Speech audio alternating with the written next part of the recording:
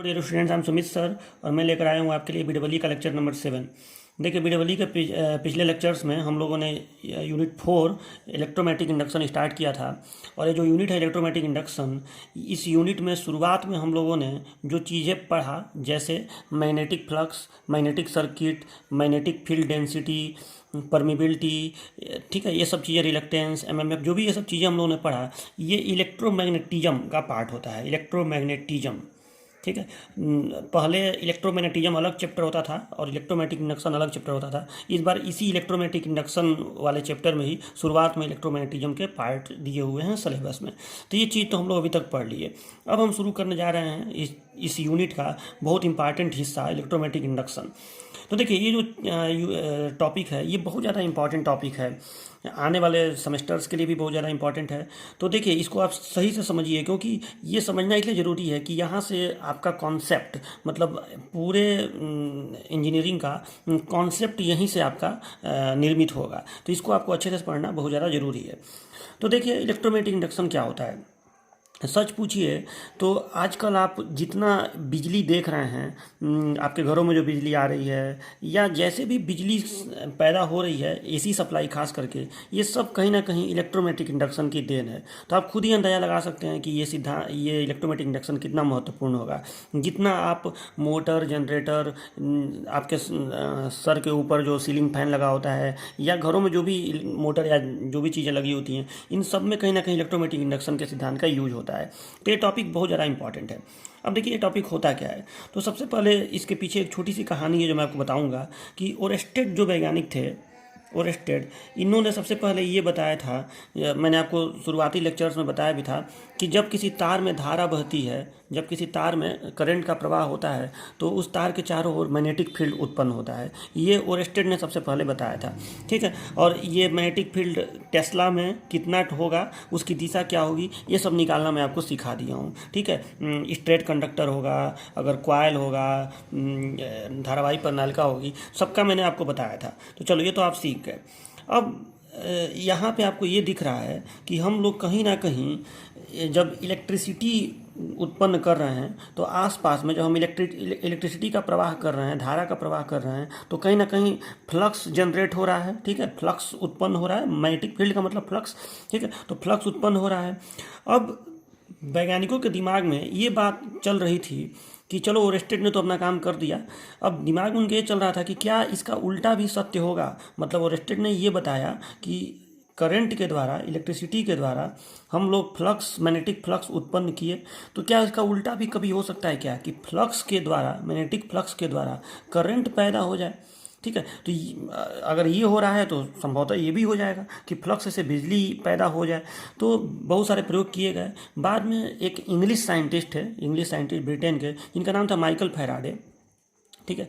इन्होंने 1831 ईस्वी में अपने प्रयोगों से ये बताया कि हाँ, ये पॉसिबल है कि फ्लक्स से भी करंट पैदा हो सकता है। मतलब करंट से अगर फ्लक्स प्रोड्यूस हो रहा है तो फ्लक्स से भी करंट पैदा हो सकता है, लेकिन उसमें कुछ शर्तें हैं, ठीक है, तब पैदा होगा।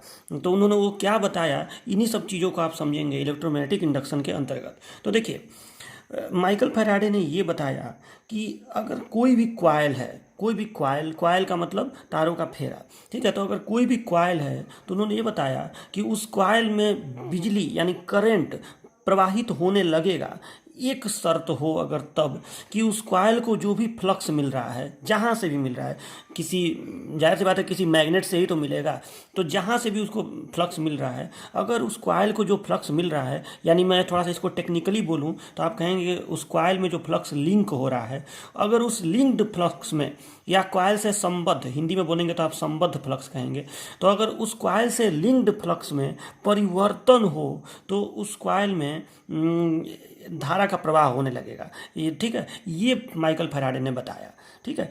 फिर से एक बार इसको समझिए कि माइकल फैराडे ने ये बताया कि अगर किसी भी कॉइल कॉइल से लिंक्ड फ्लक्स में परिवर्तन हो, ये चेंज बहुत इंपॉर्टेंट है। अगर परिवर्तन हो तो उस कॉइल में इंड्यूस करंट प्रवाहित होने लगता है, यानी उस कॉइल में धारा प्रेरित हो जाती है। ठीक है, प्रेरित तो नहीं, यानी उस चेंज इन फ्लक्स के कारण उसमें धारा प्रवाहित होने लगती है। ठीक है, तो ये माइकल फैराडे ने बताया। इसी घटना को हम लोग कहते हैं इलेक्ट्रोमैग्नेटिक इंडक्शन। ठीक है, अब इसको आप यहाँ पे ऐसे समझ सकते हैं कि देखिए, अब मैं फैराडे ने जो एक्सपेरिमेंट करके इसको दिखाया, वो कैसे दिखाया, वो इस तरह से दिखाया कि अगर एक चुंबक है, मान लीजिए एक बार मैग्नेट है, और यहाँ पे एक मैं कॉइल रखा हूँ, ये एक धारावाही प्रणालिका है। ठीक है, और यहाँ पे गैल्वेनोमीटर लगाया हूँ। ठीक है, गैल्वेनोमीटर इसलिए लगाया हूँ ताकि अगर इसमें धारा प्रवाहित होने लगे, कहीं से भी धारा प्रवाहित होने लगे, तो उसको ये इंडिकेट करेगा कि हाँ, इसमें करंट पैदा हो गया। अब माइकल फैराडे ने क्या किया कि इस चुंबक को, ये चुंबक का मैं मैग्नेटिक फील्ड दिखाया हूँ। ठीक है, ये उसकी बल रेखाएं हैं, मैग्नेटिक फील्ड लाइंस। ठीक है, जिसको मैंने दिखाया है। रियलिटी में आपको ये रेखाएं तो दिखेंगी नहीं, तो उन्होंने क्या किया कि चुंबक को ऐसे ले लिया, और चुंबक को ऐसे जब हम खूब तेज़ी से पास में लाते हैं, किसके, इस कॉइल के पास में लाते हैं, तो जब इसको खूब तेज़ी से पास में लाया जाता है तो इस गैल्वेनोमीटर में हल्का सा विक्षेप होता है। ठीक है, इसकी सुई जो है मूव करती है, तो इसका सीधा सा मतलब हो गया कि इसमें धारा का प्रवाह हुआ। ठीक है, तो अब अच्छा, दूसरी बात यह है कि जब हम इस मैग्नेट को इधर की तरफ लाते हैं, ठीक है, जब मैग्नेट के नॉर्थ पोल को इधर की तरफ लाते हैं, तो मान लो कि सुई, अब ये सपोज, ये तो डिपेंड करेगा कि धारा का प्रवाह किस दिशा में हो रहा है, लेकिन मान लो कि सुई इस दिशा में ऐसे मूव की है, लेफ्ट की तरफ, तो जब हम इसको पीछे ले जाते हैं तो सुई राइट की तरफ मूव करती है। इसका ये निष्कर्ष हुआ कि जब हम नॉर्थ पोल को पास में ला रहे हैं, तो जिस दिशा में धारा बह रही है वो धारा उल्टी हो जा रही है जब नॉर्थ पोल को हम दूर ले जा रहे हैं। ठीक है, गैल्वेनोमीटर जो होता है, गैल्वेनोमीटर, इसमें बीच में जीरो होता है। ठीक है, इधर भी धारा दिखलाया जाता है और इधर भी करंट शो होता है। ठीक है, तो अगर धारा एक दिशा में बहेगी तो ये इधर शो अगर करेगा तो दूसरी दिशा की धारा को इधर शो करेगा। ठीक है, और अगर तो ये चीज़ इसमें होता है गैल्वेनोमीटर में। ठीक है, तो ये चीज़ जब हम नॉर्थ पोल को इधर लाते हैं तो धारा, मान लो कि इसकी सुई इधर विक्षेपित हुई, तो जब उधर ले जाते हैं तो उधर विक्षेपित होती है, यानी धारा की दिशा भी चेंज होती है। ठीक है, तो ये फैराडे ने सबसे पहले देखा, तो इसका उन्होंने क्या निष्कर्ष निकाला, तो उन्होंने ये निष्कर्ष निकाला कि जब, जैसे देखिए यहाँ से ये जो इलेक्ट्रिक फील्ड लाइंस निकल रही हैं, इनके समूह को हम लोग फ्लक्स कहते हैं, और जब आप चुंबक को पास लाते हैं, तो आप बताइए, सपोज डेट कि अभी ये चुंबक थोड़ा दूर है, तो जब दूर रहेगा तो हो सकता है कि केवल यही जो ये सीधी वाली बल रेखाएं हैं, केवल यही इससे गुजरे, मतलब थोड़ा सा फ्लक्स इसमें लिंक होगा। जब आप चुंबक और पास लाएंगे तो और ज़्यादा मात्रा में बल रेखाएं गुजरने लगेंगी, और पास लाएंगे तो और ज़्यादा मात्रा में बल रेखाएं गुजरने लगेंगी, और पास लाएंगे तो बहुत ज़्यादा मात्रा में बल रेखाएं गुजरने लगेंगी। तो ज्यों ज्यों ज्यों जो ये चुंबक पास आएगा, ये जो बल रेखाओं की संख्या है और बल रेखाओं के समूह को फ्लक्स कहते हैं। तो ज्यों ज्यों आप चुंबक को करीब में लाएंगे, त्यों त्यों कहीं ना कहीं इस कॉइल से जो फ्लक्स लिंक कर रहा है, इस कॉइल से वो फ्लक्स चेंज हो रहा है, इंक्रीज कर रहा है। तो जब फ्लक्स इंक्रीज कर रहा है, यानी चेंज कर रहा है, फ्लक्स में बढ़ोतरी हो रही है, तो उस कंडीशन में जाहिर सी बात है इसमें धारा का प्रवाह शुरू हो जाता है, और इसी को हम लोग कहते हैं इलेक्ट्रोमैग्नेटिक इंडक्शन। और फिर जब हम चुंबक को यहाँ ला के रोक देते हैं तो धारा बहनी बंद हो जाती है। ठीक है, और फिर जब चुंबक को हम लोग, मान लो कि चुंबक को हम यहाँ ला दिए, इस जगह पे ला दिए, और फिर चुंबक को जब पीछे ले जाते हैं तो धारा फिर से इसमें प्रवाहित होती है। ठीक है, चुंबक को पीछे लाने पर क्यों होता है, क्योंकि जब हम पास में इस चुंबक को ला दिए तो उस समय इससे मैक्सिमम फ्लक्स लिंक है, और जब फिर पीछे ले जाएंगे तो फ्लक्स घटेगा। घटना या बढ़ना दोनों चेंजिंग का निशानी होता है। घटना मतलब भी चेंज होना, और बढ़ना मतलब भी चेंज होना। तो जब आप इसको पीछे ले जाएंगे तो कहीं ना कहीं इससे जो फ्लक्स इसको मिल रहा है वो कम होगा। अब फ्लक्स जब कम होगा तो उस कंडीशन में भी इसमें धारा प्रेरित होती है, यानी धारा का प्रवाह होता है। ठीक है, तो अब इसको हम लोग कैसे परिभाषित करेंगे, तो इसको हम लोग परिभाषित ऐसे करेंगे। तो आपको, मुझे पूरा उम्मीद है कि आपको इलेक्ट्रोमैग्नेटिक इंडक्शन समझ में आ गया होगा कि व्हाट इज इलेक्ट्रोमैग्नेटिक इंडक्शन, कि किसी भी कॉइल से लिंक्ड फ्लक्स में अगर परिवर्तन होता है तो उसमें धारा प्रेरित हो जाती है। इसी घटना को इलेक्ट्रोमैग्नेटिक इंडक्शन कहते हैं। अब एक बात और, थोड़ा सा परिभाषा को और सही तरीके से व्यक्त करने के लिए या बताने के लिए मैं आपको एक और चीज़ बता रहा हूँ। मान लो कि यहाँ पे ये जो तार है ये ऐसे खुला हुआ है। ठीक है, यहाँ पे गैल्वेनोमीटर, माने ये तार ऐसे शॉर्ट नहीं है। ठीक है, मान लो कि ऐसे खुला हुआ है, तो क्या इस कंडीशन में धारा तो भाई बहेगी नहीं, तार खुला हुआ है तो, लेकिन धारा भले नहीं बहेगी, इसके सिरों पर विद्युत वाहक बल यानी ईएमएफ तो आएगा ही आएगा। जाहिर सी बात है, वही ईएमएफ तो मान लो कि आप चुंबक को ऐसे पास में ला रहे हैं तो इसका कोई एक सिरा निश्चित है कि प्लस हो जाएगा और कोई एक सिरा माइनस हो जाएगा, ठीक है। और जब आप इसको सटा देंगे तो ऐसे धारा इसमें प्लस से माइनस की ओर पूरे कॉइल में धारा बहने लगेगी, ठीक है। और जब आप पीछे ले जाएंगे तो अगर इधर ले आने पर ये प्लस हुआ था ये माइनस हुआ था, तो पीछे ले आने पर उल्टा होगा, ये प्लस होगा और ये माइनस होगा, मतलब धारा का प्रवाह इसमें ऐसे होने लगेगा, ठीक है। तो यानी कहने का मतलब ये है कि ऐसा भी हो सकता है कि चालक के सिरों पर केवल ईएमएफ इंड्यूस हो, केवल ईएमएफ यानी विद्युत वाहक बल प्रेरित हो, उसमें धारा न बहे। धारा सिर्फ तभी बहेगी जब एक कॉइल शॉर्ट हो, यानी कॉइल का परिपथ बंद हो, सिर्फ तभी धारा बहेगी। तो परिभाषा हम लोग ऐसे बोलेंगे कि जब किसी कॉइल से संबद्ध फ्लक्स में या किसी कॉइल से लिंक्ड फ्लक्स में परिवर्तन होता है तो उसके सिरों पर ईएमएफ इंड्यूस हो जाता है, उसके सिरों पर ईएमएफ इंड्यूस हो जाता है, ठीक है। और अगर कॉइल का परिपथ बंद हो तो उसमें धारा प्रवाहित होने लगती है, ठीक है। इस धारा को प्रेरित धारा कहते हैं तथा इसी घटना को हम लोग इलेक्ट्रोमैग्नेटिक इंडक्शन कहते हैं, ठीक है। फिर से एक बार सुन लीजिए, आपको यही अपने कॉपी में लिखना भी है, ठीक है, यही अपने कॉपी में लिखना है और ये फिगर बनाना है। तो इस बात को आप अच्छे से सुन लीजिए, क्या लिखेंगे कि जब भी किसी कॉइल से संबद्ध फ्लक्स में परिवर्तन होता है तो उस कॉइल के सिरों पर ईएमएफ इंड्यूस हो जाता है। यदि कॉइल का परिपथ बंद हो तो उसमें धारा प्रवाहित होने लगती है, इस धारा को प्रेरित धारा कहते हैं तथा इसी घटना को इलेक्ट्रोमैग्नेटिक इंडक्शन विद्युत चुम्बकीय प्रेरण कहते हैं। वो हो गया बात खत्म। अच्छा, इसमें यहाँ पे गैल्वेनोमीटर आप दिखाएंगे, एक तरफ इसका सुई भी ऐसे दिखा दीजिएगा, ठीक है। ये मान लो कि यहाँ पे जी लिख दीजिएगा, हो गया। तो ये आपको समझ में आ गया होगा कि इलेक्ट्रोमैग्नेटिक इंडक्शन क्या होता है। चलो, तो ये तो आपको मैंने बता दिया कि आपको अपने कॉपी में लिखना क्या है।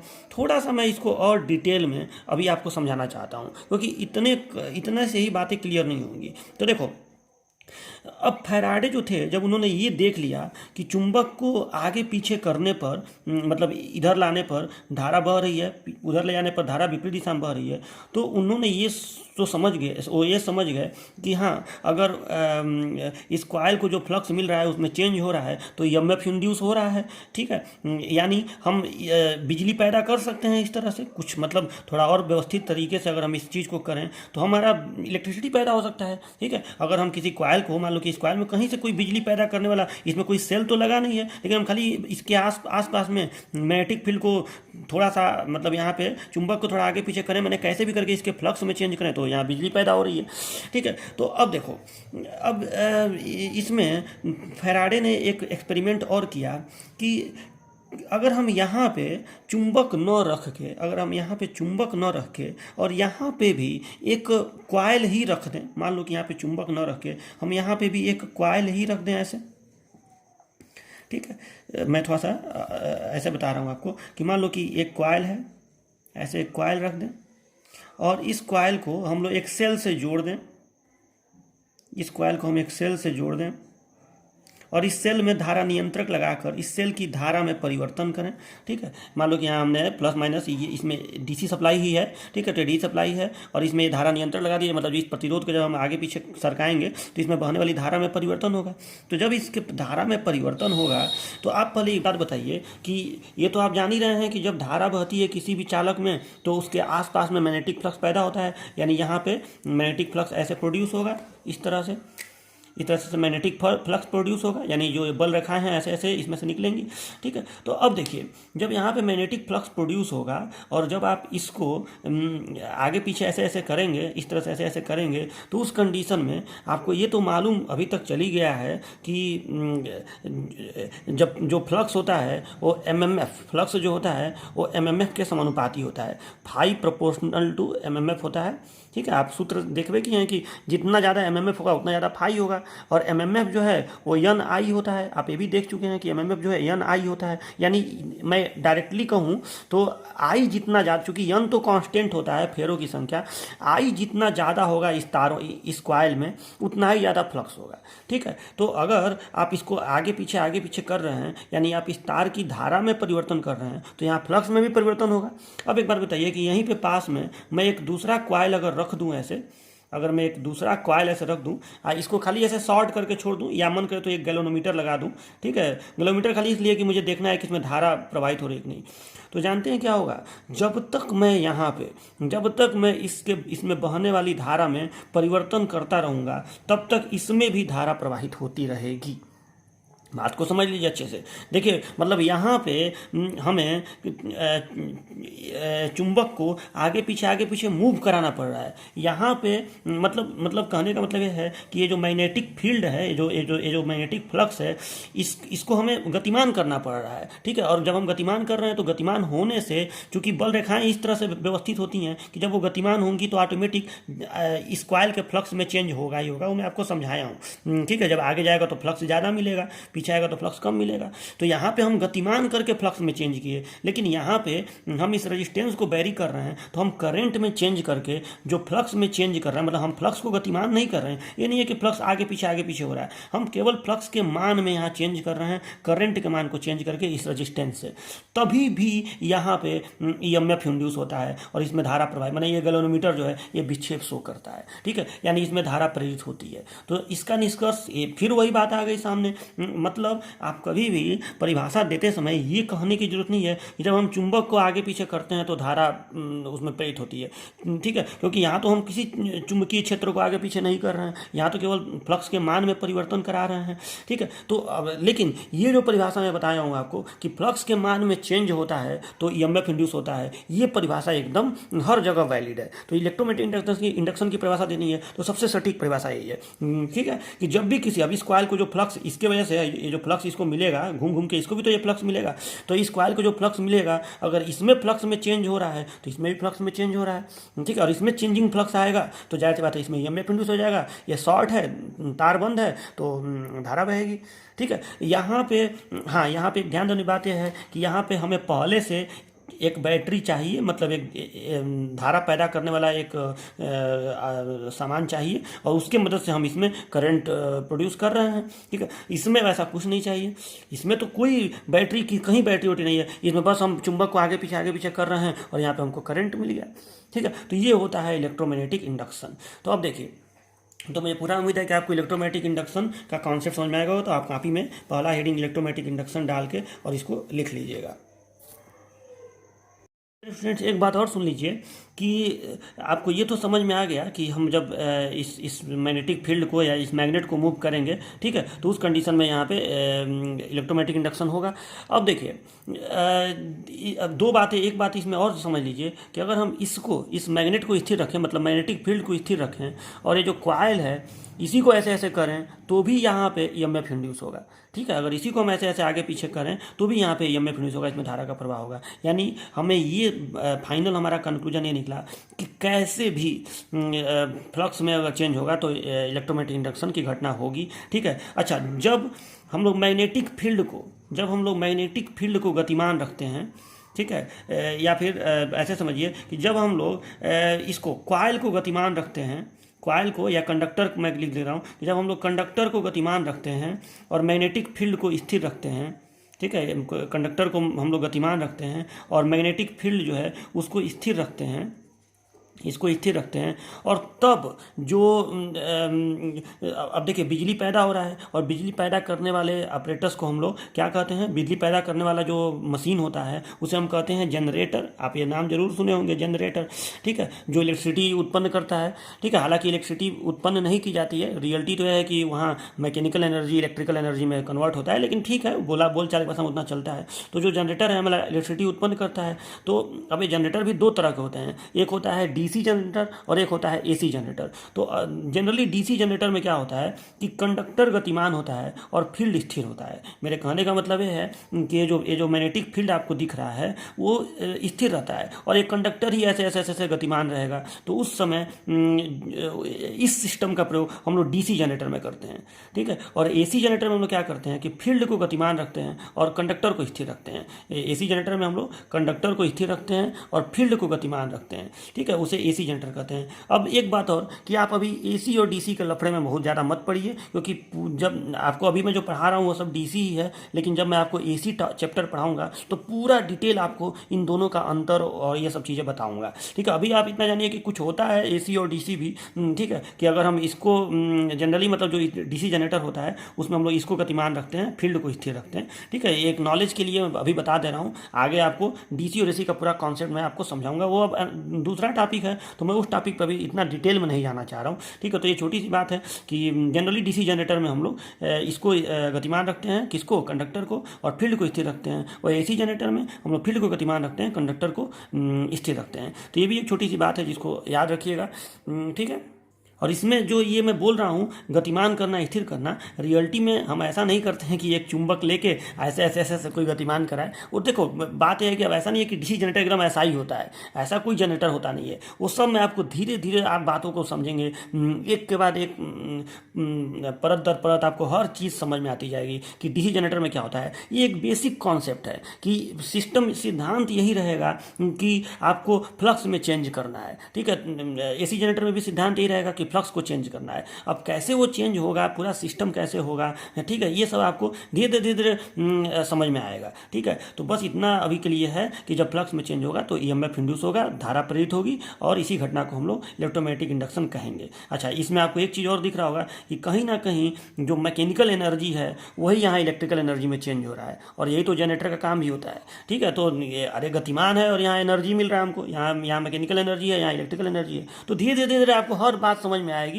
कि कैसे ये जनरेटर कैसे बिजली उत्पन्न कर देता है, हमारे घरों में बिजली कैसे आती है। इसलिए मैं बोल रहा हूँ कि ये काफ़ी इंपॉर्टेंट टॉपिक है। आजकल के जितने इलेक्ट्रिकल मशीन्स हैं सब में इलेक्ट्रोमैग्नेटिक इंडक्शन का यूज होता है, चाहे वो मोटर हो, चाहे जनरेटर हो, चाहे ट्रांसफार्मर हो। ठीक है, तो चलिए अब हम लोग नेक्स्ट हेडिंग आप रहेगा हम लोगों का स्टूडेंट, नेक्स्ट हेडिंग है आपका Faraday law of electromagnetic induction, मतलब फैराडे के विद्युत चुंबकीय प्रेरण का नियम। ये हेडिंग काफ़ी ज़्यादा इंपॉर्टेंट है। ठीक है, फैराडे के विद्युत चुंबकीय प्रेरण का नियम, और इसको मैं लिखा हूँ मोस्ट इंपॉर्टेंट, एग्जाम में पूछा जाता है और है बहुत आसान और पूछा भी जाता है। तो देखिए फैराडे के विद्युत चुंबकीय प्रेरण के दो नियम होते हैं। तो एक होता है प्रथम नियम, फर्स्ट लॉ, ठीक है, प्रथम नियम, और दूसरा होता है सेकेंड लॉ, द्वितीय नियम। तो देखिए फर्स्ट लॉ क्या होता है, तो फर्स्ट लॉ वही नियम है जो इलेक्ट्रोमैग्नेटिक इंडक्शन की परिभाषा है। ठीक है, बस इतना कि इस नियम के अनुसार जब भी किसी कॉइल से संबद्ध फ्लक्स में परिवर्तन होता है तो उसमें EMF इंड्यूस होता है। जब भी किसी, लिख लीजिएगा, जब भी किसी कॉइल से संबद्ध फ्लक्स में परिवर्तन होता है तो उसमें EMF इंड्यूस होता है। ठीक, when magnetic flux linking in a coil changes then EMF induced in that coil। ठीक है, तो ये सिंपल सा रूल है फर्स्ट लॉ, जिसको कहते हैं कि जब भी किसी कॉइल से संबद्ध फ्लक्स में परिवर्तन होता है तो उसमें EMF इंड्यूस होता है। चलिए, तो ये तो आप लिख लीजिएगा। और सेकेंड लॉ क्या है, और इसको मैं समझाया भी हूँ। और सेकेंड लॉ उस इंड्यूस्ड EMF का मान बताता है। मतलब अगर एक कॉइल है, सपोज इट एक कॉइल है, और इसमें कहीं से भी अगर फ्लक्स इसको मिल रहा है और उस फ्लक्स में चेंज होगा तो इसके सिरों पर EMF आ जाएगा, और अगर आप इसको सटा देंगे तो इसमें धारा बहेगी। या तो धारा ऐसे घूम के ऐसे बहेगी, धारा या तो ऐसे बहेगी इस तरह से, और नहीं तो धारा ऐसे बहेगी इस तरह से। ठीक है, दो ही चीज़ हो सकता है, अगर ऐसे धारा बहेगी तो ये प्लस होगा, ये माइनस होगा। ठीक है, और अगर यहाँ से हाँ ऐसे धारा बहेगी तो ये प्लस होगा, ये माइनस होगा। और अगर धारा ऐसे बहेगी तब, ठीक है, अगर धारा ऐसे बहेगी तो ये प्लस होगा और ये माइनस होगा। ठीक, तो कोई ना कोई दिशा में धारा बहेगी जरूर, अगर फ्लक्स में चेंज होगा तब। तो ये सेकेंड लॉ जो है ना, यहाँ पे जो EMF आ रहा है, देखो EMF का मात्रक होता है वोल्ट। आप विद्युत वाहक बल पढ़ चुके हैं, विद्युत वाहक बल क्या होता है। ठीक है, विद्युत वाहक बल ही तो होता है जो आवेशों को धकेलता है, आवेशों को कार्य कराता है, एकांक आवेश को संपूर्ण परिपथ में। तो यहाँ पे जो EMF इंड्यूस होगा वोल्ट में, वो EMF का मान कितना होगा ये सेकेंड लॉ बताता है। और ये बताता है कि इंड्यूस्ड EMF का जो मान है, इंड्यूस्ड EMF का जो मान है वो उस जिस कॉइल में इंड्यूस्ड EMF हो रहा है उसमें इंड्यूस्ड EMF का जो मान होगा वो उस कॉइल में संबद्ध फ्लक्स के परिवर्तन के दर के बराबर होता है। ठीक है, यानी इंड्यूस्ड EMF जो होता है उस कॉइल में संबद्ध फ्लक्स के परिवर्तन के दर के बराबर होता है। ठीक है, induced EMF is equal to rate of change of flux, rate of change of flux. यानी देखिए इसको ऐसे लिख देंगे आप लोग, d∅/dt। ठीक है, या डेल्टा∅/ΔT, आप जैसे भी चाहें वैसे लिख सकते हैं। ठीक है, आप इसको ΔΦ/ΔT भी लिख सकते हैं, delta phi upon delta t. ठीक है, ये आपको जरूर समझ में आया होगा, E is equal to delta phi upon delta t. इसको फिर से समझ लीजिए कि जो फ्लक्स जो यहाँ पे ईएमएफ मिलेगा वो फ्लक्स परिवर्तन के दर के बराबर होगा। ठीक है, और यहाँ पे एक बात और कि यहाँ पे जितना ज़्यादा फेरा होगा उतना ज़्यादा फ्लक्स ग्रंथित होगा, इसलिए हम लोग यहाँ पे एन भी लगा देंगे कि E is equal to n d phi बटे डी टी। ठीक है, अगर एक फेरा में 10 वेबर फ्लक्स लिंक हो रहा है तो 100 फेरा में तो 100 गुणे 10, जाहिर सी बात है। तो इसलिए यहाँ पे फेरा का भी गुणा करना पड़ेगा कॉइल में जितने फेरे होंगे। तो इसको सेकेंड नियम को कैसे लिखेंगे कि इस नियम के अनुसार कॉइल के सिरों पर प्रेरित विद्युत वाहक बल उस कॉइल में संबद्ध फ्लक्स के परिवर्तन के दर के बराबर होता है। ठीक है, induced EMF on the terminals of a coil is equal to the rate of change of flux in that coil। ठीक है, तो ये आपका हो गया। ठीक है, E is equal to n delta phi बटे डेल्टा टी। अब इसको थोड़ा सा और मैं एक्सप्लेन कर दे रहा हूँ। जैसे मान लो कि ये कॉइल है और इस कॉइल को स्टार्टिंग में फ्लक्स मिला है फाई 1, ठीक है, और बाद में इसका फ्लक्स हो गया है फाई 2, तो phi 2 minus phi 1, phi 2 minus phi 1।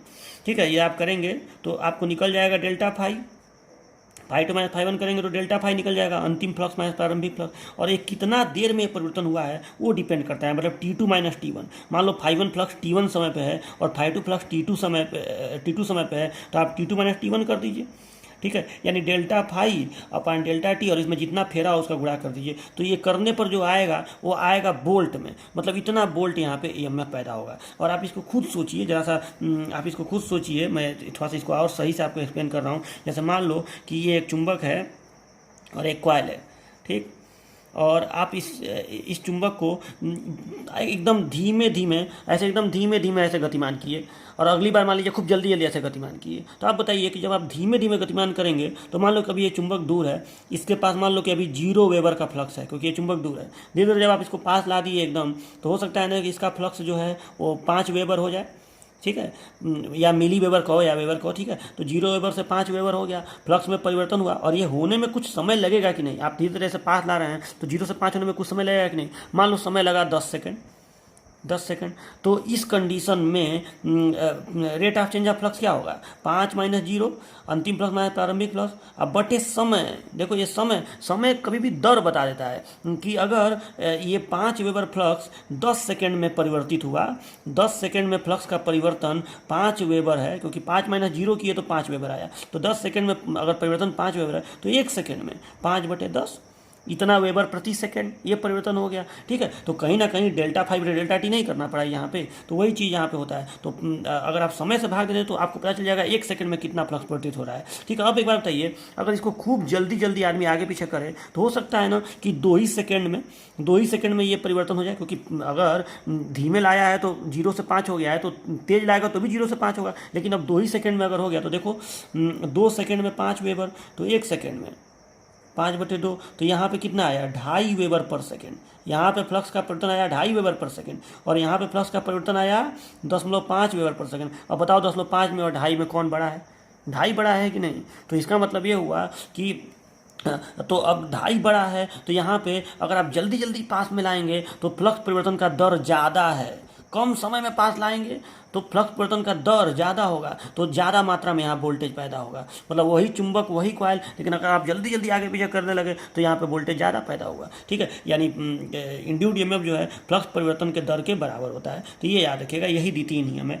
बाद में मैं आपको बताऊँगा कि यहाँ पे माइनस चिन्ह भी आता है, लेकिन वो अभी नहीं आएगा। ठीक है, तो ये 2 नियम आपको लिख लेना है, फर्स्ट लॉ और सेकेंड लॉ। चलिए ये हो गया, आप इसको लिख लीजिएगा। देखिए डियर स्टूडेंट्स, अगला हेडिंग है आपका लेंज लॉ। ठीक है, लेंज का नियम, जो भी ये भी हेडिंग बहुत इंपॉर्टेंट है। ठीक है, और ये नियम अच्छे से समझ लीजिए। ये नियम जो है इसका कथन बहुत ज़्यादा आसान होता है और बच्चों को बहुत जल्दी याद भी हो जाता है, लेकिन इसका कॉन्सेप्ट बच्चे अच्छे से नहीं समझते हैं, जिससे उनको दिक्कत आती है। तो देखिए मैं आपको इसका पूरा कॉन्सेप्ट आपको समझा दूंगा। तो देखिए लेंज लॉ क्या होता है। तो देखिए लेंज लॉ का पहले कथन बता रहा हूँ। लेंज लॉ का कथन ये है कि किसी भी कॉइल में प्रेरित धारा की दिशा सदैव इस प्रकार होती है कि वह उस कारण का विरोध करे जिसके द्वारा वह उत्पन्न हो। ठीक है, किसी भी कॉइल में प्रेरित कॉइल मतलब ठीक है, कॉइल मतलब जो तारों का फेरा है, तो किसी भी कॉइल में प्रेरित धारा की दिशा सदैव इस प्रकार होती है कि वह उस कारण का विरोध करे जिसके द्वारा वह उत्पन्न हो। तो देखिए अब ये आपको सुनने पर अजीब लगेगा कि ये क्या मैं बोला, तो अभी मैं इसको समझा रहा हूँ। पहले ये जानिए कि लेंज का नियम जो है ना, सच पूछिए तो धारा की दिशा पता करने में सहायक होता है। मतलब मान लो कि ये इसी प्रयोग पे समझते हैं, ठीक है, इसी प्रयोग पे हम लोग समझते हैं कि मान लो कि ये एक मैग्नेट है और ये इसका नॉर्थ पोल है, ये इसका साउथ पोल है, और यहाँ पे कॉइल है, सपोज एट यहाँ पे कॉइल है, ठीक, मैं ऐसे ही कॉइल बना दे रहा हूँ, ठीक है, ये कॉइल है, ठीक, और यहाँ पे मैं गैल्वेनोमीटर लगा दे रहा हूँ, ठीक है। चलो अभी मैं गैल्वेनोमीटर में तीर नहीं दिखा रहा हूँ, मैं दिखाऊंगा अभी। मान लो कि इधर चलो दिखाई दिया, ठीक है, ये गैल्वेनोमीटर है। तो मैं ये बोल रहा हूँ कि जब आप इस मैग्नेट को इधर लाएंगे, मान लो कि इसके नॉर्थ पोल को आप इधर मूव करा रहे हैं, ठीक है, तो अब जाहिर सी बात है, जब आप मूव करा रहे हैं, जब तक मूव कराते रहेंगे, जब तक इसको गतिमान रखेंगे, गतिमान रोक देंगे, कहीं भी रोक देंगे तो इसमें प्रेरित विद्युत धारा बंद हो जाएगी। लेकिन जब तक आप इसको गतिमान रखेंगे तब तक श्योर है कि इसमें धारा बहती रहेगी, इसमें प्रेरित धारा उत्पन्न होगी, क्योंकि इसमें फ्लक्स में चेंज होगा। तो अब देखिए, अब इसमें धारा की दिशा किस प्रकार की होगी ये बताने का काम लेंज का नियम करता है। तो देखो लेंज का नियम ये कहता है कि आप एक बात बताइए, यहाँ पे इस चुंबक का जो फ्लक्स है, इस चुंबक का जो फ्लक्स है, जाहिर सी बात है वही इसमें जाके सेटअप हो रहा है, और वही फ्लक्स चूंकि वो जो फ्लक्स उसमें अंदर मिल रहा है उसको, कॉइल को, वो चेंज हो रहा है गतिमान होने की वजह से। ये चुंबक धीरे धीरे आगे आ रहा है, इसलिए इसका फ्लक्स चेंज हो रहा है, फ्लक्स में बढ़ोतरी होगी, जाहिर सी बात है, तो इसमें EMF इंड्यूस हो रहा है। अब मैं ये बोल रहा हूँ कि जब इसमें धारा EMF इंड्यूस होगा, इसमें धारा बहने लगेगी, तो जब इसमें धारा का प्रवाह शुरू हो जाएगा तो इस यहाँ पे ओरेस्टेड वाला नियम भी लागू होगा कि नहीं, कि जब धारा बहती है किसी भी कंडक्टर में तो उसमें फ्लक्स पैदा होता है। आप बताइए, आखिर जब इसमें कंडक्टर, जब ये कंडक्टर है, इसके चेंजिंग फ्लक्स से, इस मैग्नेट के फ्लक्स के वजह से इसमें धारा बही, लेकिन इसमें धारा बहेगी तो ये भी अपना फ्लक्स पैदा करेगा कि नहीं। अब रहा सवाल ये कि इसका जो फ्लक्स का डायरेक्शन होगा वो इसके फ्लक्स के साथ क्या करेगा, मतलब इसके फ्लक्स का डायरेक्शन किधर होगा। क्या इसके फ्लक्स का डायरेक्शन उसी डायरेक्शन में होगा जिस डायरेक्शन में इसका फ्लक्स है, कि इसके फ्लक्स का डायरेक्शन उसके अपोजिट डायरेक्शन में होगा। मतलब मैं ये कहना चाहता हूँ कि इसमें जो फ्लक्स उत्पन्न होगा वो ऐसे, फ्लक्स में दो ही चीज़ें हो सकती हैं, कि या तो जो बल रेखाएं निकल रही हैं वो इधर से निकले, इधर से बाहर निकले और इधर से वापस आए। इधर से बाहर निकलेगा तो यहाँ जाहिर सी बात है ये भी चुंबक की तरह व्यवहार करेगा, तो यहाँ पे नॉर्थ पोल आएगा और यहाँ पे साउथ पोल आएगा, अगर इधर से बाहर निकलेगा तो। और अगर इधर से बाहर निकलेगा और इधर अंदर आएगा फ्लक्स, तो उस समय यहाँ नॉर्थ पोल होगा और यहाँ साउथ पोल होगा। तो आपको ये समझना है कि यहाँ नॉर्थ पोल, इस कॉइल में यहाँ नॉर्थ पोल होगा कि यहाँ साउथ पोल होगा, कि यहाँ साउथ पोल होगा और यहाँ नॉर्थ पोल होगा, ठीक है। और अगर आप ये समझ जाएंगे तो आपको इसमें धारा की दिशा भी समझ में आ जाएगी, क्योंकि आपको मैं ये पढ़ा चुका हूँ कि आप धारा की दिशा कैसे पता कर सकते हैं। कि धारा, अगर मैं आपको बोल दूं कि ये कॉइल है ऐसे, और आपको बताना है ऐसे कॉइल है और यहाँ पे नॉर्थ पोल पैदा करना है, यहाँ पे साउथ पोल पैदा करना है, तो आपको इसमें धारा किस दिशा में फ्लो कराना पड़ेगा, आप नहीं बता सकते हैं क्या, ठीक है। ये तो मैं आपको पढ़ाया हूँ, ठीक है, कि आप ऐसे करिए, जैसे ये कॉइल ऐसे जा रहा है ना, ऐसे ऐसे, तो आप ऐसे करिए, ऐसे, ठीक है, ऐसे आप कर रहे हैं तो यहाँ अंगूठा बाहर की ओर आ रहा है ना, तो अंगूठा बाहर की ओर आ रहा है, इसका मतलब हो गया कि यहाँ पे अगर आप धारा को ऐसे प्रवाहित कराएंगे, मतलब धारा, अगर उंगलियों को धारा की दिशा में करिए, देखो यहाँ से ऐसे धारा जा रही है, ऐसे ऐसे ऐसे ऐसे, तो धारा अगर ऐसे प्रवाहित हो रही है तो अंगूठा बाहर की ओर है, ठीक है। आप उंगली को धारा की दिशा में करेंगे, अंगूठा बाहर की ओर है, तो जाहिर सी बात है यहाँ पे नॉर्थ पोल आएगा, ठीक है। यहाँ पे धारा ऐसे हो के ऐसे हो रही है, ठीक है, तो यहाँ पे भी धारा का ये ऐसे डायरेक्शन है, तो ऐसे करिए तो अंगूठा अंदर की ओर है, यानी यहाँ पे बल रेखाएं अंदर आएंगी, यहाँ भी साउथ पोल होगा, ठीक है। अगर आप धारा की दिशा को उल्टा कर दें, मान लो कि ये है, ठीक है, ये है मान लो, और धारा की दिशा का उल्टा करके देखिए, अगर धारा ऐसे कर दें इस तरह से, तो देखिए अगर धारा ऐसे प्रवाहित आप कर दें तो यहाँ पे धारा की दिशा ऐसे हो गई ना, ऐसे देखो यहाँ पे धारा का जो छल्ला बन रहा है वो ऐसे बन रहा है, ठीक है। तो जाहिर सी बात है ऐसे छल्ला बन रहा है तो आपको ऐसे करना पड़ेगा ना, ऐसे छल्ला बन रहा है तो ऐसे करने पर यहाँ अंगूठा बाहर की ओर है तो यहाँ नॉर्थ पोल बनेगा, ठीक है। और यहाँ पे ऐसे धारा घूम के ऐसे आया, देखो ऐसे धारा की दिशा, इसमें ऐसे ऐसे, और इसमें धारा ऐसे प्रवाहित हुई है, ठीक है, ऐसे ऐसे धारा प्रवाहित हुई है। धारा की देखने में दोनों एक ही जैसा लग रहा है, लेकिन इसमें ये धारा की दिशा है, ये, ठीक है, ऐसे, ठीक है, और इसमें ये धारा की दिशा है ऐसे। तो अब आपको दोनों में अंतर नहीं दिख रहा है, ठीक है। तो इसमें जाहिर सी बात है ऐसे धारा आके ऐसे जा रहा है तो आपको उंगलियों को ऐसे करना पड़ेगा ना, ऐसे, ठीक है। ऐसे धारा जा रहा है तो उंगली को ऐसे करना पड़ेगा। और इसमें धारा ऐसे आ रहा है, ठीक है, ऐसे ऊपर से ऐसे आ रहा है तो इसमें उंगलियों को ऐसे करना पड़ेगा, ठीक है। तो अब जाहिर सी बात है कि इस कंडीशन में आप उंगलियों को जब ऐसे करेंगे तो यहाँ पे अंगूठा अंदर है तो यहाँ पे साउथ पोल आएगा, ठीक है। तो ऐसे नॉर्थ पोल साउथ पोल आपका चेंज हो गया। तो अब आपको ये समझना है कि इसमें धारा की दिशा किधर होगी, ये आपको समझना है। तो देखो इसको ध्यान से समझिए। देखो अब सीधी सी बातें है कि लेंज ने ये बताया कि कोई भी जो प्रेरित धारा होती है वो अपनी दिशा को इस प्रकार रखेगी कि वो उस कारण का विरोध करे जिसके द्वारा वो उत्पन्न हो। तो यहाँ पे मान लो कि यहाँ पे जो प्रेरित धारा इसमें बहने वाली है उसका कारण क्या है, वो धारा क्यों प्रेरित हुई है। तो उस धारा के प्रेरित होने का कारण है चुंबक का पास आना, ठीक है। पास आने से ही यहाँ फ्लक्स में बढ़ोतरी हुआ है, चेंज हुआ है, ठीक है। और फ्लक्स में चेंज हुआ है तो जाहिर सी बात है यहाँ ईएमएफ पैदा हुआ है, ठीक है। यानी फ्लक्स में यहाँ पे बढ़ोतरी हो रही है, ठीक है। तो इस फ्लक्स के बढ़ोतरी को घटाने के लिए मतलब ये चाहेगा कि इस फ्लक्स में कमी हो, इसको घटाने की कोशिश करेगा, क्योंकि यहाँ पे धारा के प्रेरित होने का कारण क्या है, फ्लक्स में बढ़ोतरी होना, तो उसको ये घटाने का प्रयास करेगा, ठीक है। चुंबक पास आया, फ्लक्स में बढ़ोतरी हुआ तो उसको उस कारण का ये विरोध करने की कोशिश करेगा।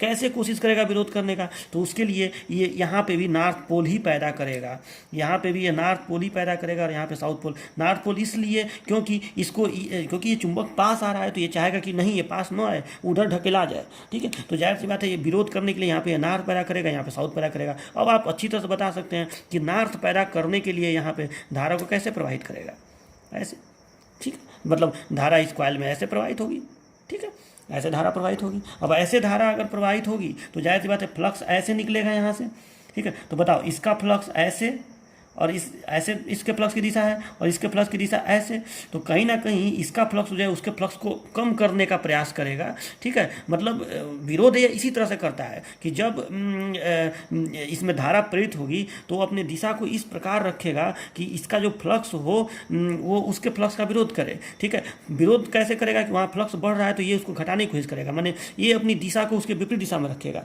कैसे विपरीत दिशा में रखेगा कि यहाँ नॉर्थ पोल हो तो यहाँ भी नॉर्थ पोल हो, क्योंकि चुंबक पास आ रहा है तो उसको प्रतिकर्षित करने की कोशिश करेगा, ठीक है। तो ये आपका हो गया लेंज के नियम के हिसाब से धारा की दिशा। यानी धारा की दिशा सदैव इस प्रकार होती है कि वह उस कारण का विरोध करे जिसके द्वारा उत्पन्न हुई है। यहाँ चुंबक के पास आने से उत्पन्न हुई है तो उसका विरोध करने के लिए यहाँ पे नॉर्थ पोल होगा ताकि वो प्रतिकर्षित कर सके। इसी तरीके से अगर मैं एक फिगर और आपके लिए बना दूँ, एक फिगर में जस्ट इसी के बगल में आपके लिए बना दूँ तो आप बड़े आसानी से बता सकते हैं कि मान लो कि ये चुंबक है, ये नॉर्थ है, ये साउथ है और चुंबक इधर जा रहा है, चुंबक को दूर ले जाया जा रहा है कॉइल से। मान लो अभी ये कॉइल के पास है और ये कॉइल से दूर जा रहा है ये चुंबक, तो आप बड़े आसानी से बता सकते हैं कि इसमें धारा की दिशा किधर होगी। तो देखिए यहाँ पे चुंबक जब दूर जाएगा तो यहाँ फ्लक्स में कमी होगी, और ठीक है, और तो इसका जो फ्लक्स प्रोड्यूस होगा वो चाहेगा कि सेम उसी दिशा में फ्लक्स प्रोड्यूस हो जिस दिशा में इसका फ्लक्स था, ठीक है। यानी इसके फ्लक्स को सपोर्ट करने की कोशिश करेगा। अगर आपको ये फ्लक्स वाला कॉन्सेप्ट नहीं समझ में आ रहा है तो सिंपल कॉन्सेप्ट समझिए कि यहाँ पे जब चुंबक दूर जा रहा है तो यहाँ पे धारा के पैदा होने का कारण क्या है, चुंबक का दूर जाना। तो दूर जाने का विरोध एक कैसे करेगा, उसको आकर्षित करने की कोशिश करेगा। तो यहाँ पे साउथ आएगा और यहाँ पे नॉर्थ आएगा, क्योंकि साउथ और नॉर्थ में अट्रैक्शन होता है। और यहाँ पे साउथ आएगा तो धारा की दिशा कैसे होगी, ऐसे होगी। यानी इस तार में धारा ऐसे प्रवाहित हुई है, इस तार में धारा ऐसे प्रवाहित होगी, तो धारा की दिशा अगर विपरीत हो गई तो गैल्वेनोमीटर का विक्षेप इधर आएगा, ठीक। तो ये हो गया। अच्छा, इसी तरीके से आप ये भी बता सकते हैं कि यहाँ पे अगर कॉइल को एक बार और मैं बनाऊँ, ठीक है, और ये भी आप बता सकते हैं कि अगर मैं साउथ पोल को पास लाऊं, मान लो मैं साउथ पोल को पास लाऊं तो धारा की दिशा किधर होगी। तो देखिए साउथ पोल को पास लाएंगे तो ये प्रतिकर्षण करने की कोशिश करेगा, तो यहाँ पे क्या पैदा करेगा, साउथ। यहाँ पे क्या पैदा करेगा, नॉर्थ। तो यहाँ पे अगर साउथ पैदा करेगा, यहाँ पे नॉर्थ पैदा करेगा, तो धारा की दिशा किधर होगी, तो इसी कंडीशन में होगी। यहाँ साउथ हुआ है, नॉर्थ है, तो ये वाली दिशा होगी, ये वाली दिशा ऐसे। तो धारामापी का विक्षेप इस कंडीशन में होगा, यानी धारामापी इधर ही पीछे की तरफ शिफ्ट करेगी। अच्छा, इसी तरीके से आप एक फिगर बना सकते हैं कि अगर हम साउथ नॉर्थ वाले को उधर ले जाएं तब, मान लो ये साउथ नॉर्थ करीब में आ गया और इसको हम इधर ले जाएं तब, ये कॉइल है, ठीक है। तो जाहिर सी बात है यहाँ साउथ नॉर्थ है तो यहाँ उधर ले जाएंगे तो यहाँ नॉर्थ पैदा होगा, यहाँ साउथ पैदा होगा, ठीक है। और यहाँ नॉर्थ है, यहाँ साउथ है, तो धारा की दिशा ऐसे होगी, ठीक है। यानी इस कंडीशन में धारामापी का विक्षेप होगा, गैल्वेनोमीटर का विक्षेप, ठीक है। तो ये होता है आपका लेंज के नियम से धारा की दिशा, कि धारा की दिशा सदैव विरोध करेगा फ्लक्स परिवर्तन का। ठीक है, मतलब थोड़ा सा टेक्निकली बोलूँ तो फ्लक्स परिवर्तन का ये विरोध कर रहा है, और थोड़ा सा सिंपल भाषा में बोलूँ तो उस कारण का विरोध करेगा जिसके द्वारा उत्पन्न हुआ है। ठीक है, अब देखिए एक फिगर और आप यहाँ पे बना सकते हैं कि मान लो कि यहाँ पे जैसे चेंज की बात करनी है, तो मान लो कि यहाँ पे सपोज डैट कि यहाँ पे धारा मापी है, ठीक है, और यहाँ पे एक कॉइल है और यहाँ पे एक दूसरा कॉइल है जिसमें गैल्वेनोमीटर लगा है।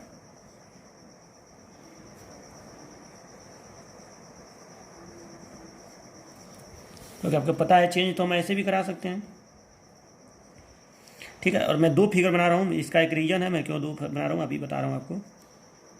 ये धारा नियंत्रक है जिससे आप धारा को कम अधिक कर सकते हैं।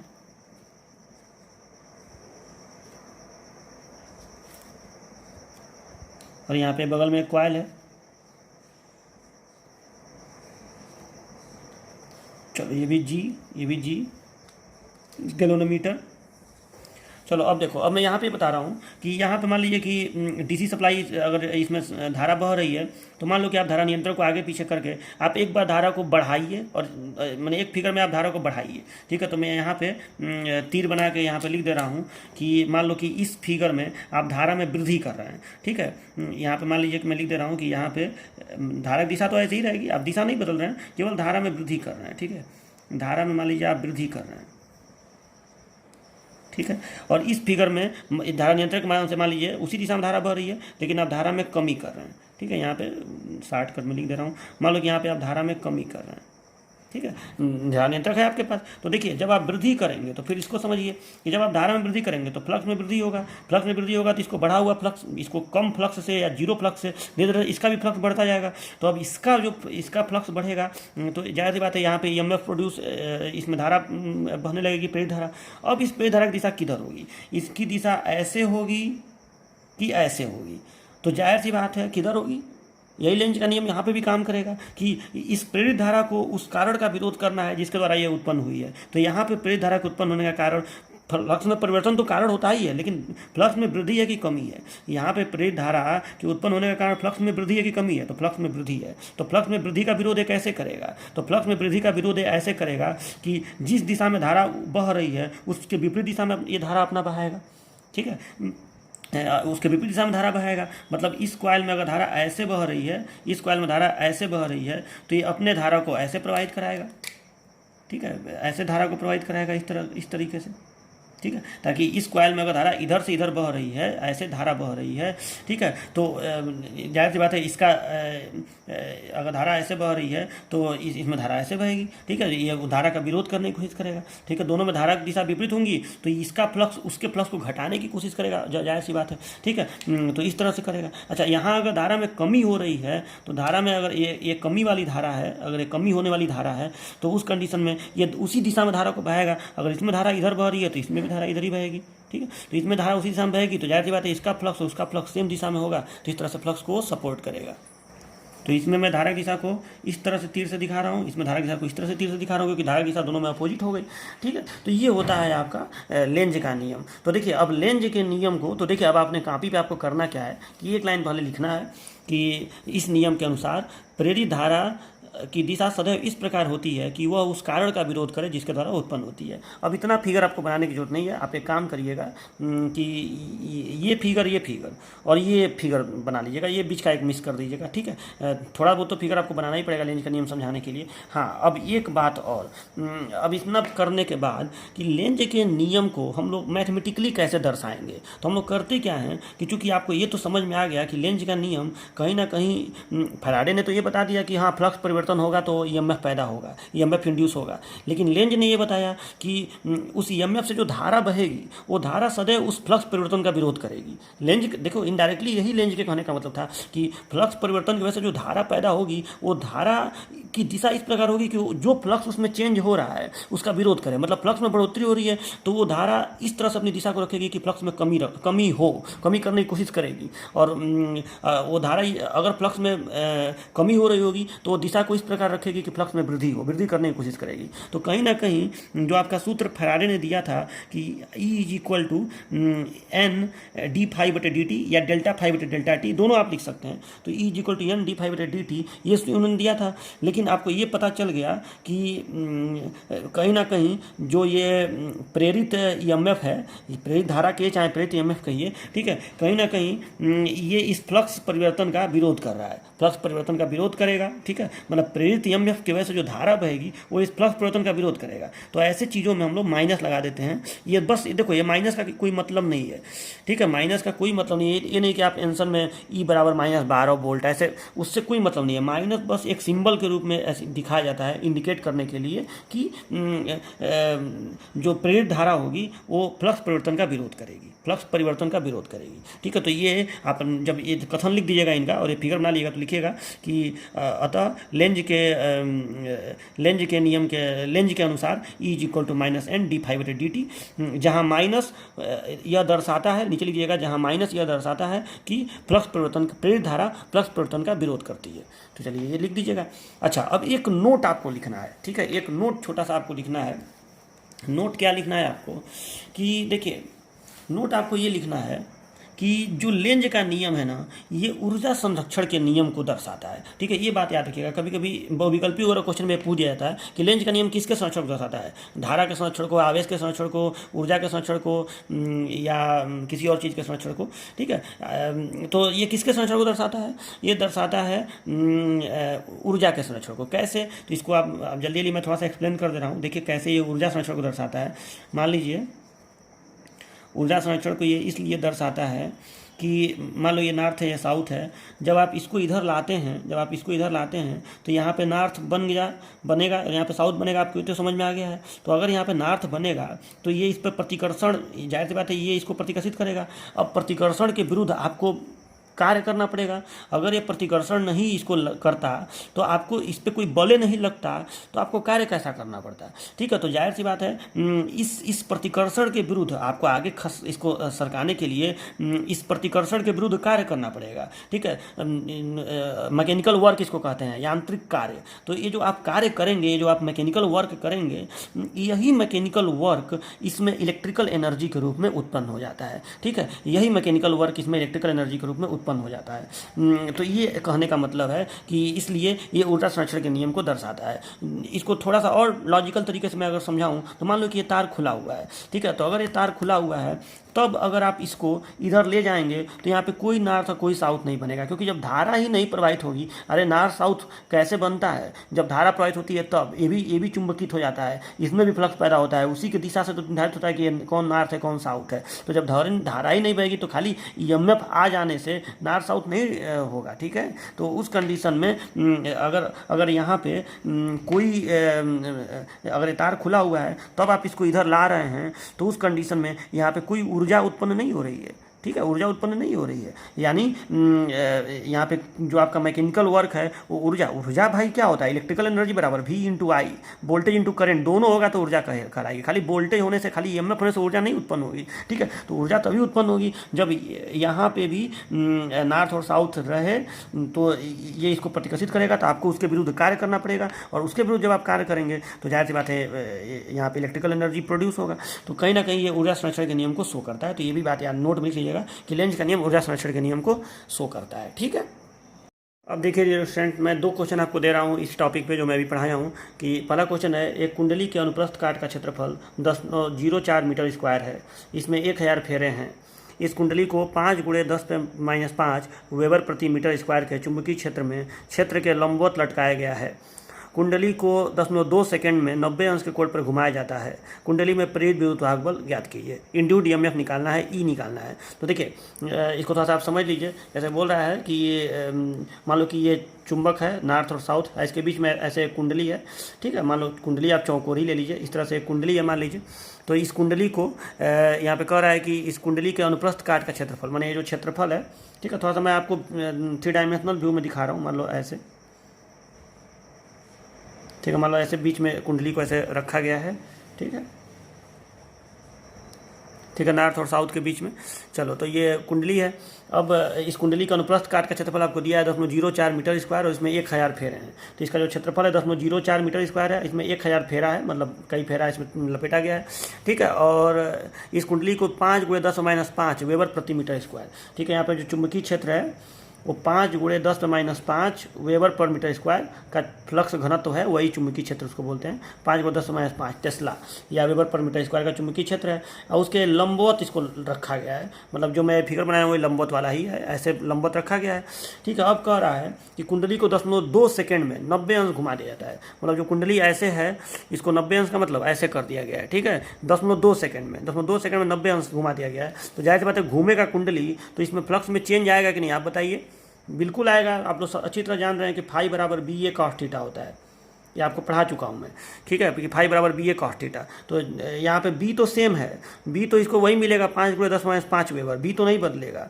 ठीक है, लेकिन मतलब B का मान नहीं बदलेगा, लेकिन यहाँ पे ये थीटा और A का मान भी नहीं बदलेगा। A वही जितना अनुप्रस्थ काट है वही रहेगा, लेकिन इस थीटा का मान घट बढ़ रहा है कि नहीं।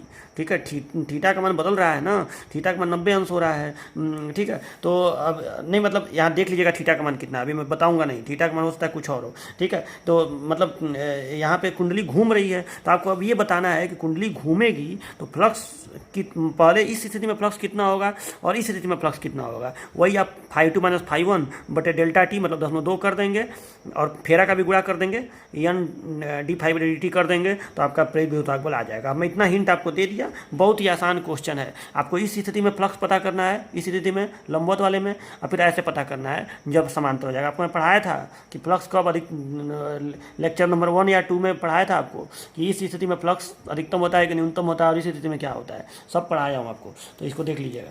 चलो, अब दूसरा देखिए, एक कॉइल का क्रॉस सेक्शन एरिया इतना मीटर स्क्वायर है, प्रतिरोध दे दिया है कॉइल का, मतलब जो कॉइल जिन तार का बना है उसका प्रतिरोध दे दिया है। इसमें 50 फेरे हैं। कॉइल का तल प्रारंभ में 0.25 टेस्ला के मैग्नेटिक फील्ड के लंबवत है, यानी सेम वही बात हो गया कि प्रारंभ में मैग्नेटिक फील्ड के लंबवत है, मैग्नेटिक फील्ड का मान इतना दिया है।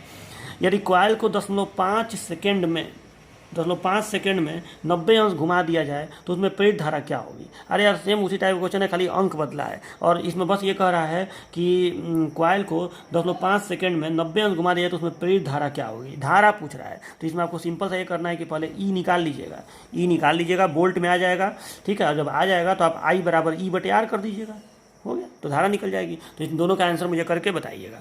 तो चलिए, अब देखिए, अब इसके बाद आपको पढ़ना है, जैसे ये तो टॉपिक आपका हो गया electromagnetic induction, Faraday's law of electromagnetic induction, Lenz law, ये न्यूमेरिकल भी हो गया। अब आपको पढ़ना है इंड्यूस्ड EMF जो होता है, इंड्यूस्ड EMF ये कितने प्रकार का होता है। ठीक है, तो सच पूछे तो इंड्यूस्ड EMF 2 प्रकार का होता है। एक होता है डायनेमिकली इंड्यूस्ड EMF, डायनेमिकली, और एक होता है स्टैटिकली। ठीक है, डायनेमिकली इंड्यूस्ड EMF और स्टैटिकली इंड्यूस्ड EMF। और ये जो स्टैटिकली इंड्यूस्ड EMF है ये खुद 2 तरह का होता है, एक होता है सेल्फ इंड्यूस्ड EMF और एक होता है म्यूचुअल इंड्यूस्ड EMF। ठीक है, इसको बोलते हैं गतिक प्रेरित विद्युत बल। ठीक है, गतिक प्रेरित विद्युत बल, गतिक, इसको कहते हैं स्थैतिक प्रेरित विद्युत बल। और स्थैतिक प्रेरित विद्युत बल जो है ये 2 तरह का है, एक है स्व प्रेरित विद्युत बल, स्व, और एक है अन्योन प्रेरित विद्युत बल। तो ये है, तो आपको मैं बताऊंगा कि ये डायनेमिकली क्या है, स्टैटिकली क्या है, और स्टैटिकली में ये 2 प्रकार क्या है। और इसको आप पढ़ लेंगे तो आपको बहुत सारा कॉन्सेप्ट क्लियर हो जाएगा। और इन सब को पढ़ने के बाद एक बहुत इंपॉर्टेंट ट्रेंडिंग आएगा आपका, जिसका नाम है इंडक्टेंस। ठीक है, इंडक्टेंस जिसमें होता है सेल्फ इंडक्टेंस और म्यूचुअल इंडक्टेंस, वो बहुत ज़्यादा इंपॉर्टेंट हेडिंग है। और फिर एक छोटा सा हेडिंग और इस चैप्टर में मिलेगा, rise and DK of current, और फिर ये चैप्टर समाप्त हो जाएगा। तो चलिए, आप ना ये पहले न्यूमेरिकल मुझे करके दिखाइए, फिर नेक्स्ट लेक्चर में आपको मैं ये बताऊंगा इंड्यूस्ड EMF के प्रकार। तब तक के लिए बाय बाय।